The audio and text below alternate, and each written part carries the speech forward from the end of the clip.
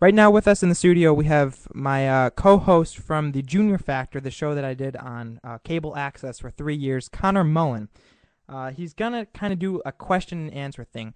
Basically, on our YouTube page, we've been getting so many misguided comments on the Constitution, the Founding Fathers, and their original intent.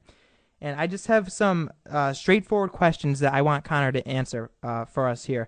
He knows his stuff about history.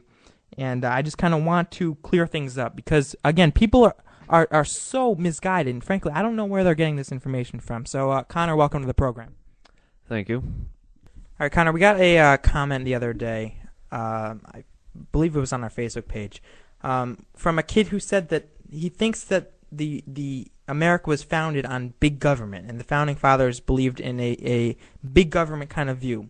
And He used the Alien and Sedition Acts as an example of this and said that, well, because of the Alien and Sedition Acts, we were technically founded on big government. I can't believe I'm asking you this, Connor, because to me the answer is so blatantly obvious. But did the majority of our Founding Fathers favor small government or big government? Well, what John Adams did with the Alien and Sedition Acts, there's no lie that was a mistake. What he did there, those two acts blatantly violated the Constitution. One shut down the voice of the opposition, and the other made it incredibly difficult for any foreigners to make their home in America. Those are mistakes. The Founding Fathers made mistakes, there's no doubt about that. But there's a difference between big government and strong government. The Founding Fathers did not believe in big government. Granted, some of the things they passed did increase the size of government, but that's natural. And they knew that was going to happen. However, they believed in a strong central government, and the perfect example is the Articles of Confederation. If you think the Founding Fathers were into big government, then just look at the Articles of Confederation. There was practically no taxation powers. Essentially, the government didn't have much power at all. They left it all to the states. So the Founding Fathers were certainly not into big government in any way. And just read their writings. Read the Constitution. Does the Constitution support a large, expanding government? I don't think it does. The Declaration of Independence certainly doesn't. They were living under a massive government with England, and England is still like that today. And they're struggling right now because of it. No, the Founding Fathers were certainly not in favor of big government. Even taxes. I have an example here. This is from Bert Folsom's blog. He's a history professor at Hillsdale College. This is an article he did, part of his blog, which I think brings up some great points. I have it in front of me just so I don't forget anything. But, of course, many of you have heard of the Whiskey Rebellion. That was over the whiskey tax. Well, the founders wanted taxes to be light and easy on the people. They didn't want burdensome taxes. Not like this government today. Small government, small taxes. We don't believe in that apparently anymore. Well, Alexander Hamilton, who people often mistake as a big government advocate, he may have been a bigger, stronger central government advocate back then, but compared to today, well, there is no comparison. They'd all freak out about the size of the government today. No, what Alexander Hamilton suggested as the Secretary of the Treasury, he believed that there should be small taxes on imports and luxury items like whiskey, hence the Whiskey Rebellion. But again, this was under the Articles of Confederation, so the government couldn't exactly enforce that. Once the Constitution was ratified, when we had a stronger central government, not bigger, major difference between stronger and bigger. Articles of Confederation set up a weak and small government. The Constitution set up a stronger, but also not a large enough government to intrude on anyone's rights. Now, Hamilton suggested those taxes because he thought if you tax on small imports, just small taxes on some imports, and the luxury items like whiskey, well, then essentially the mindset was you could cut your tax payments on luxury items by cutting alcohol consumption. And I don't think that's a bad thing. I think that's a good idea. Unfortunately, we tax practically everything today, just like the income tax, which, of course, came around during the Progressive era. Founding Fathers would never approve of that. Where's the incentive to work hard when you know that when you get paid, you got to give half of that to the government? In France, they're talking about putting the income tax for the wealthiest people up to 75%. Franklin Delano Roosevelt, all liberals' favorite hero, he raised the income tax to 90%. 90% for corporate and income taxes. What's the point of working?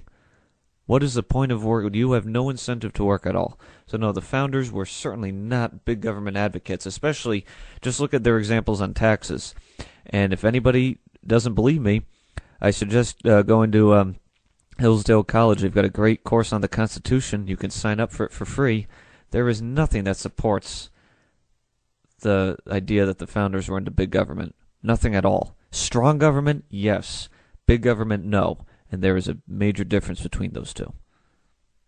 All right, Connor, I just my most recent book that I just read was Killing Lincoln by Bill O'Reilly. Amazing book. I read it in 3 days, actually, which is, I think, the fastest I've ever read a book in my life. But again, I love the book. The history is absolutely astonishing. But we have had some misconceptions about Abraham Lincoln as well. Many people are saying that by today's standards, Abraham Lincoln would be more liberal than conservative. Do you find this to be true, or do you think that he would be more conservative than liberal, or somewhere in between by today's standards?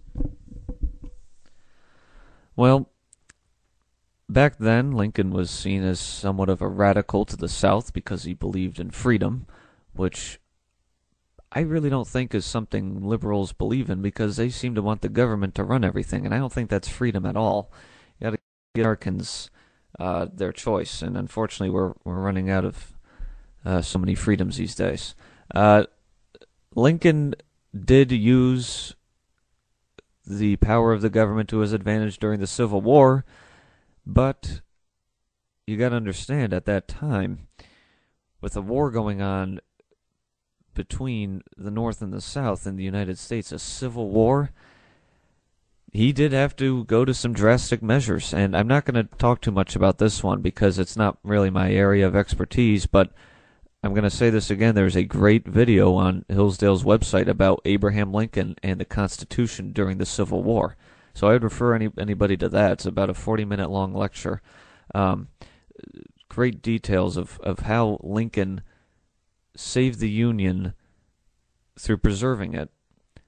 He may have done some things that violated the Constitution, but he certainly didn't continue after the war was done. Unfortunately, he was assassinated right at the end. But I don't think Lincoln would be a big government advocate. I think he'd be a freedom advocate. Lincoln sort of more libertarian too on social issues. He was big into. He actually supposedly supported gay marriage, which was not a big issue back then. But he was a guy who into social issues and everything. It was about freedom of choice. I don't think that's big government, because big government says, no, we're going to decide for you. All right, here's another controversial comment we've gotten. People are saying, actually, the same person the other day that believed that our founding fathers believed in big government also said that the founding fathers wanted the Constitution to be loosely interpreted. So my question to you, Connor, is, did the majority of the founding fathers want our Constitution to be strictly interpreted or more so loosely interpreted? Well, there were some who supported a more loose interpretation, such as Hamilton, and then there were those like Jefferson who preferred a more strict interpretation. The point is, though, is that they agreed on what the Constitution had set up. It had set up a good form of government. Not a big form, just strong. And I want people to know that difference, that strong does not mean big. Some acts of the early presidents, such as Jefferson buying the making the Louisiana Purchase, wasn't necessarily allowed by the Constitution, but again, using the necessary and proper clause, which people have butchered today, thinking that it means the Congress can practically do anything. He didn't make that purchase. I mean, the founders, again, weren't perfect, but the government they set up doesn't allow them to necessarily interpret the Constitution too loosely. They wanted freedom for the people.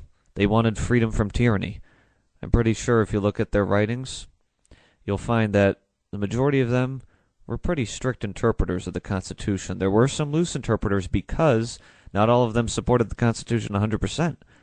You got to remember, a lot of them still wanted the Articles of Confederation, which was even more, had even less restrictions than the Constitution. And I think the Constitution gives us plenty of freedom. So I'd say the majority of Founding Fathers preferred the strict interpretation, but there were a handful that did prefer a more loose interpretation, but not always for good reasons. It was sometimes just to fit their needs. So you got to remember that too. All right, possibly the most controversial one. I know that the Founding Fathers said that the federal government cannot establish a religion. But were we founded on Christian Judeo principles or not? Yes, we weren't founded on any other. We weren't founded by Islamist presidents or Buddhist presidents. We were founded by Christian men and Jewish men. 23 members of the Constitutional Convention had seminary degrees. They were Christian. They studied, some of them studied for the priesthood or to become a pastor. So we are a Christian Judeo nation based on Christian values. I don't think the Ten Commandments are bad things to base your government on. And as much as people might hate to hear it, the Founding Fathers were religious men. And, people say, like guys like Franklin and Jefferson were deists. Maybe so, but they did believe in a God, and they believed that he set them out to do some pretty remarkable things for our country. I mean, it was Franklin himself who said, I believe if a sparrow cannot fall without his notice, how can an empire rise? They all acknowledged that the divine creator gave them the strength and the will to do what they did. They didn't have to take on the world's most powerful army and set up a brand new government that no one on earth had ever tried before. And they did set it up on Christian Judeo values. And they weren't bigoted men as people think. I mean, George Washington wrote a very nice letter to the Hebrew congregation of Newport, Rhode Island, which was, I believe, at the time the largest synagogue in America, and I think the oldest. They knew that Christian Judeo values were the things that set up the government. It was about freedom. Biblical writing, scripture. It's about freedom. It's about freedom and choice. It's what Jesus preached. It's what they thought God had set out for them to do. And the Founding Fathers knew that if their country wasn't going to be based on Christian Judeo values, what was it going to be based on? Government values? The values of imperfect men?